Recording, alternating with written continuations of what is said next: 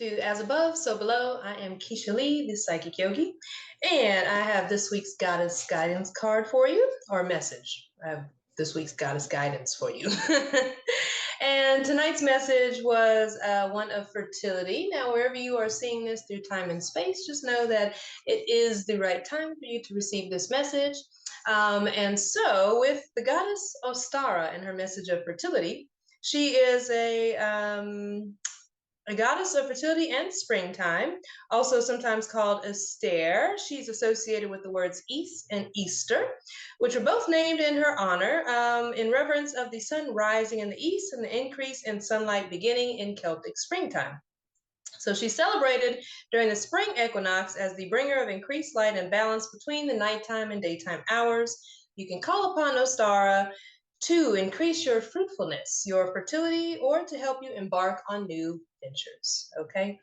Normally, I realized on the Virgo new moon as I was meditating that I typically go into like teacher mode when I have been explaining the goddess guidance for the week.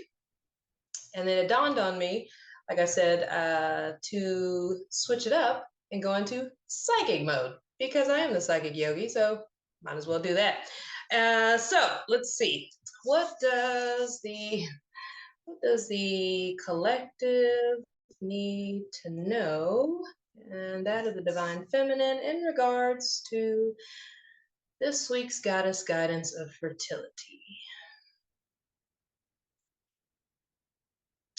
All right, so the first thing that came to me, I saw placing my hands on the heart space and also on the womb space, so the low belly area here.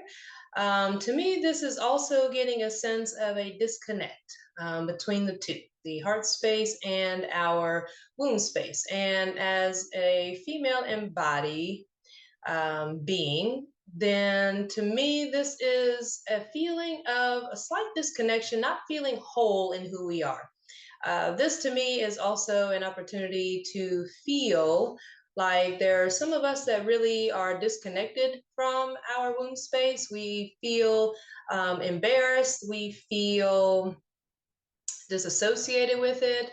Some of us may experience like numbness in this area. Some of us may also experience a lot of pain that from emotions that we've experienced, and we press them down and we continue to suppress them more and more because as they come up, we tend to repress them down because we don't want to experience that. And unfortunately, what happens is a lot of that unresolved emotions gets stored down there, and it wreaks havoc on our fertility system. And even with the word fertility, a lot of times we may associate that with like just pregnancy, and we don't really allow ourselves to expand on what fertility can actually mean, what it can actually bring. And so therefore, there's a disconnect in our abilities to manifest things, as well as a suppression of the divine feminine energies. And that is why we're having this uprising. But what we forget is that the divine feminine energy actually descends, right? Everything goes downwards when it deals with the divine feminine. So as we age, like for instance, our breasts eventually hang down. When we are giving birth to a child, the child comes down and out. When we have our lunar cycles, our personal moon cycles, our period, it goes down and out. Even sexual fluids for a female go down and out. Any other bodily fluids go down and out. And when it's in regards to the female's body, masculine energy ascends. It goes upwards. Men rise to the occasion, if you know what I mean. Women, we go inwards. Okay, even from an anatomical perspective, when we are aroused, things still kind of go downwards. We're not only our organs, reproductive organs within us start to expand, but also things start to go downwards as well, so that we are more receptive to the incoming energies, right? The ascending energies that may be coming into us as like in sexual intercourse. So anyways, with that being said, what happens is because we've disconnected from that energy of fertility, or we've compartmentalized it, The collective message that I'm getting is to tap into that energy of fertility, of rebirth. Okay, there a lot of times things may get stuck and stagnant in your life because we have disconnected ourselves from the ability to not only be fertile but to create. Okay, and the example that I gave in the meditation tonight, which is on our Patreon, is one of, like, we have all the man-made structures, right?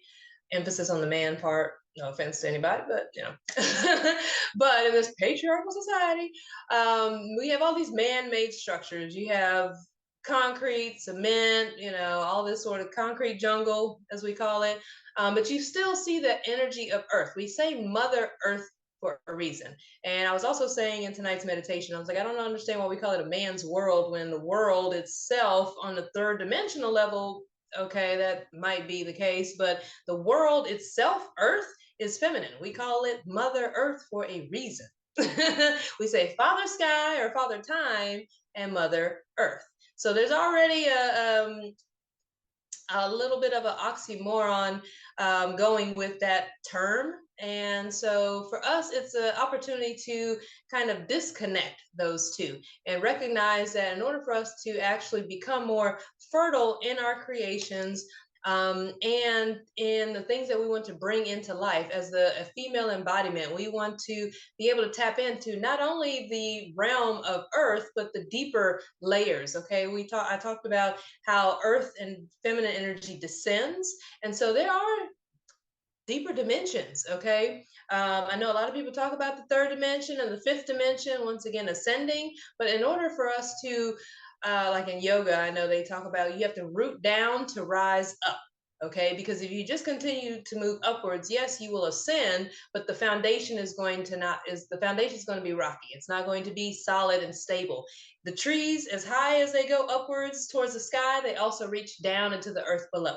And so that's why it's very important that we also be able to tap into and root down, even energetically, to the lower dimensions, the second dimension, the first dimensions of earth, the iron cores, crystalline center of earth, so that we can receive her nourishment, so that we can receive that vital life force energy that builds that foundation of stability, of security, of safety, but also fruitfulness. And so what would that feel like when you tap into your divine feminine qualities? What would that feel like to imagine yourself rooting down either from the base of your spine, your root chakra, or the soles of your feet if you're sitting down and you have both feet placed on the ground, and rooting down, imagining yourself rooting down all the way through the various layers of earth, all of her history and so forth, until you get to this iron core or this crystalline core. It may also look like paradise to you, might look like seventh grade science, whatever floats your boat, knock yourself out.